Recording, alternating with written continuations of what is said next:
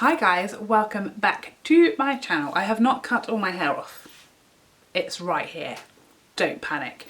Now, I don't know about you, but I'm getting a little bit bored of all of the scandals that are just going around the beauty community. It feels like they're non-stop.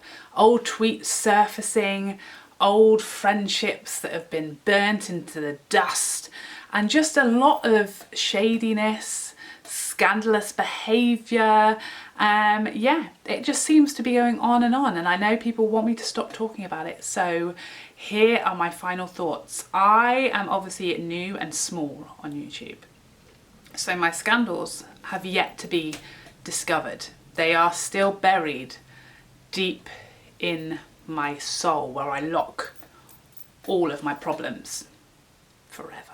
However, I'm now getting slightly nervous. You know, I feel like the eyes of Sauron what is his name? That guy, you know, the one from the Lord of the Rings. Is that Sauron? The eye, you know, his eye is turning towards me, and I feel like it's my time. A scandal is going to hit me.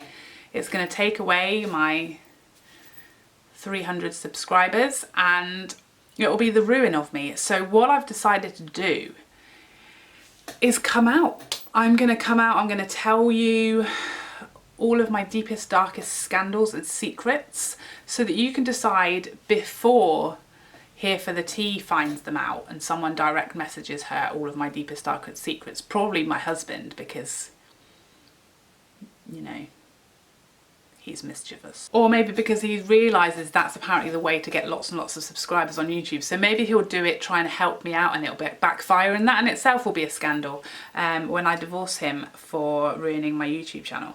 But before that happens, I've decided to expose myself, to tell you myself my deepest, darkest scandals and secrets, to gazump the tea channels, the drama channels. They can't get me if I've already told you everything. That's my plan. So my first scandal, and this is perhaps the most scandalous, the most explicit. If you have young children watching this, they should leave the room, because this is sexy. I won't lie to you. This happened when I was approximately 15 years old, maybe 14 years old, and I really hope that the boy involved in this story isn't watching, because I don't know if he knows to this day that this is how this went down. I don't know about you, but when I was in school, I spent a lot of time with boyfriends that I did not want. I was very fickle. I was one of these people who was like, I love that boy, he is the most beautiful, perfect boy on earth. And then when he showed a bit of interest in me, I was like, ooh, boring. No, gone off you, gone straight off you. Second they, you know, looked in my direction. So that is kind of how I spent my teen years, is chasing after boys, catching them and then throwing them back away. That is just the learning curve I went through as a teenager. I don't know what was wrong with me, honestly. That's what I did a lot. So what I would do, being a, you know, a 13, 14-year-old girl, is I would find myself with this boyfriend that I just did not, you know, get excited about anymore, and then find myself spending the sort of 2 months that our relationship lasted trying to escape them, but without having the balls to just, you know, say to them, hi, I'm not interested in you. Why is that so hard when you're a teenager?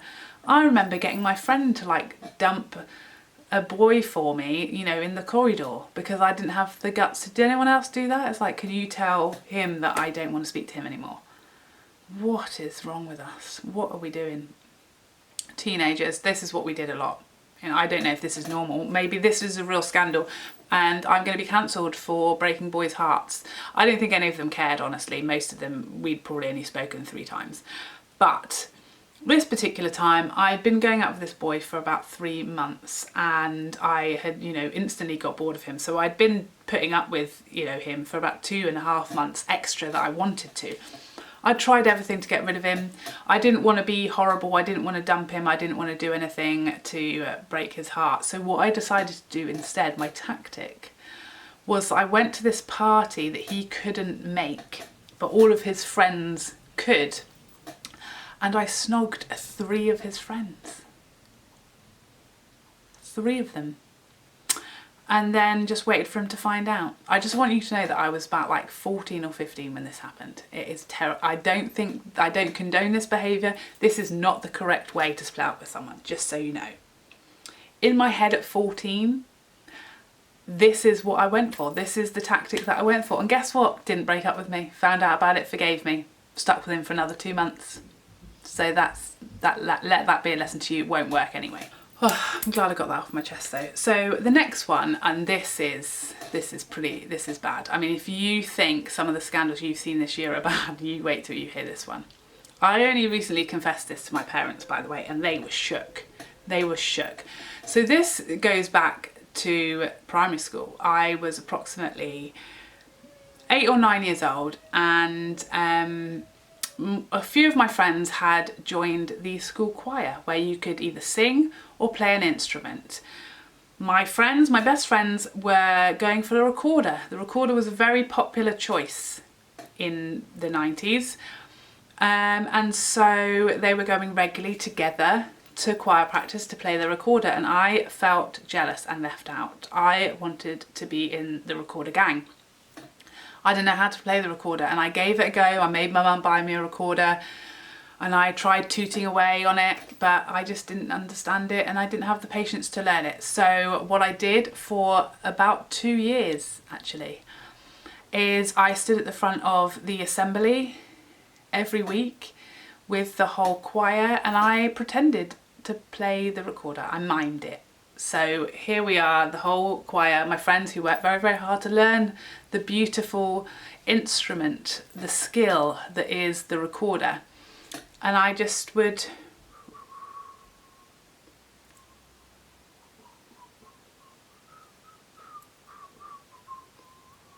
I just did that, and nobody ever found out. I mean, maybe they did. Maybe everyone was just standing there thinking, oh, bless her, she thinks she's really playing it. No one ever mentioned it. I never told anybody. Everyone thought I was an extremely talented recorder player, presumably, including my own parents, who came and watched me in the school musical festival that we had every year. Right up front and centre with my fake recorder playing. I mean, yeah, that happened. This next one was not my fault.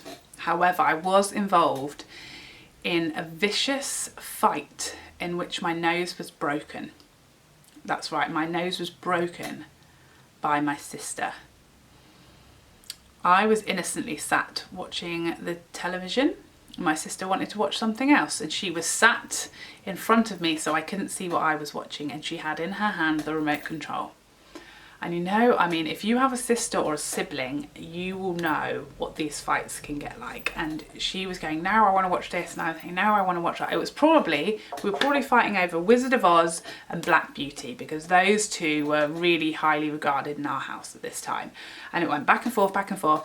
I had a different remote control, and I kept changing it, and she was sat in front of the TV so that the laser beam couldn't change the channel when I was ducking and diving and changing it.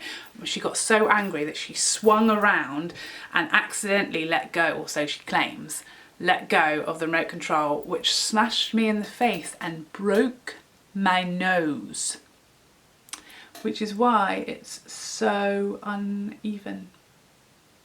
That's right. And last but not least, a dark tale of animal attack.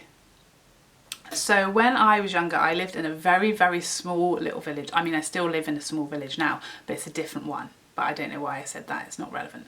When I was little, I lived in a very tiny, sleepy little village in the middle of the Devon countryside with approximately 3.4 other people.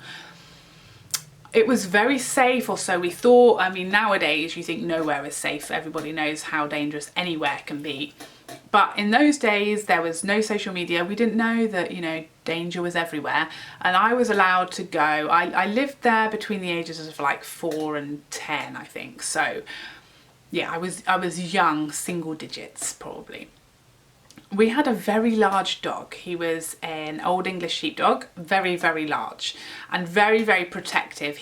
I've never in my life as far as I knew, did he ever bite or hurt anybody. But he was very big and had a very loud bark, and if anyone came near the house or me, he was like very scary and intimidating. So because of that, I was allowed to, you know, just wander around the village, go wherever I went, around the lanes. I used to go down to the village duck pond and watch the ducks, and I used to go berry picking and all these lovely things in my childhood. And as long as I took my dog Dylan with me, I was allowed to pretty much go wherever I wanted within the confines of the village. And also it's one of those villages where all the old ladies were looking out their windows, keeping a constant eye on me. One time I fell into a big patch of stinging nettles, and one of my neighbours was quick smart out the door, carried me home before I nearly hit the ground, to be honest. It was a very safe place. So yes, one day I took this dog, my dog Dylan, down to the duck pond. And on the way home, I had been reading about or seeing on TV some dog training techniques. Maybe it was Caesar Milan, I don't know, I can't tell you, it was too long ago. But I had been reading about this technique where you carry a stick when you're trying to teach your dog to walk behind you. You carry a stick and you hold it, you know, by your side. So if he walks in front of you, he gets touched on the nose by the stick, and it teaches him to stay behind you, you know, proper dog walking etiquette. So I decided to give this a try on the way home, picked up a stick, carried it alongside me, and every time he walked forward, I tapped him on the nose with the stick. Gently. I wasn't actually hitting my dog with a stick, I just want you to know that. It was very gentle. Now what must have happened is that some of the bark from the stick must have maybe got into his eye. I don't know what to tell you what happened, but at one point I looked down at my dog and his eyeball had fallen out. Or so I thought. That's what it looked like. I don't know if he was like rolling his eye up in his head, what he was doing, but his eyeball, as far as I could tell, was gone. And I thought, oh my God, I have poked his eye out with a stick. What am I going to tell? My mum and dad are going to be very cross with me for poking out the dog's eye. They are going to be livid. So I looked everywhere. I thought, I'll just pop it back in. We'll find it. I'll pop it back in. We'll dust it off. It'll all be fine. I couldn't find it anywhere. I thought it must have rolled away, maybe rolled back into the duck pond. I don't know what to tell you. It was gone. Couldn't find it anywhere. So I thought, well, second tactic, you know, as a young child, lie about it, never seen it before, don't know what you're talking about. He had two when I saw him last. That was going to be my second tactic. So we got home. I went sloping up to my room thinking, nobody's seen, waiting to be called down to face the music of the missing eyeball. Later on that day, my mum, the call comes. My mum is like, Charlotte, she's calling me down, she's found it, she's found his eye is gone, brace yourself, put your poker face on, we don't know anything about the eyeball, it never happened, we never saw him. That's where I was going to go for. So I walked down the stairs, heart in mouth, shaking with fear, only for her to say, dinner's ready. I'm like, oh, okay, it's not about eyeballs.